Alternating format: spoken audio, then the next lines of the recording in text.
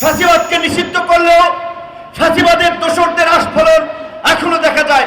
আপনারা জানেন গত 16 বছরে এই আওয়ামী ফাঁসিবাদকে টিকে রেখেছিল ওই 14 দলের শরিকরা।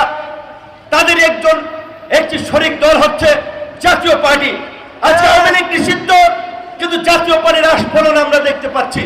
তাই আমরা পরিষ্কারভাবে সরকারকে বলতে চাই, অনতিবিলম্বে জাতীয় পার্টির কার্যক্রমেও নিষেধাজ্ঞা দিতে হবে এবং এই জুলাই গণ অভ্যুত্থানে আওয়ামী লীগ এবং আওয়ামী লীগের যে সমস্ত দোসর জাতীয় পার্টি সহ জড়িত, নির্বাচনের আগেই তাদের রাজনৈতিক কার্যক্রমে নিষেধাজ্ঞার বিষয়ে চূড়ান্ত সিদ্ধান্ত দিতে হবে।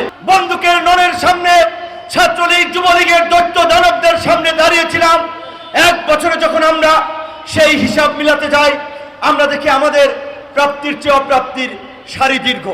এখনো পর্যন্ত বাংলাদেশের গণতান্ত্রিক সংস্কারের লক্ষ্যে আমরা যে রাষ্ট্র সংস্কারের আওয়াজ তুলেছি, সেই রাষ্ট্র সংস্কারের জুলাই সনদের এখনো পর্যন্ত কার্যকর কোনো পদক্ষেপ আমরা দেখতে পাচ্ছি না। সরকার যে খসড়া ঘোষণাপত্র আমাদের কাছে দিয়েছিল, সেখানে তারা বলেছে পরবর্তী 2 বছরে নির্বাচিত সরকার সেটির বাস্তবায়ন করবে। আমরা পরিষ্কারভাবেই বলতে চাই, শুধুমাত্র নির্বাচনের জন্য এই আন্দোলন হয় নাই, কাউকে ক্ষমতায় বসানোর জন্য, কাউকে এমপি মন্ত্রী বানানোর জন্য এই আন্দোলন এবং সাধারণ ছাত্র জনতা জীবন দেয় নাই। তাদের কাঙ্ক্ষিত স্বপ্নের বাংলাদেশ পরিবর্তন দেখার জন্যই রাজপথে বন্দুকের নলের সামনে দাঁড়িয়েছিল, কামান এবং ট্যাঙ্কের সামনে দাঁড়িয়েছিল। সেই ছাত্র জনতার আকাঙ্ক্ষার পরিবর্তন রাষ্ট্র সংস্কার নির্বাচনের আগেই করতে হবে।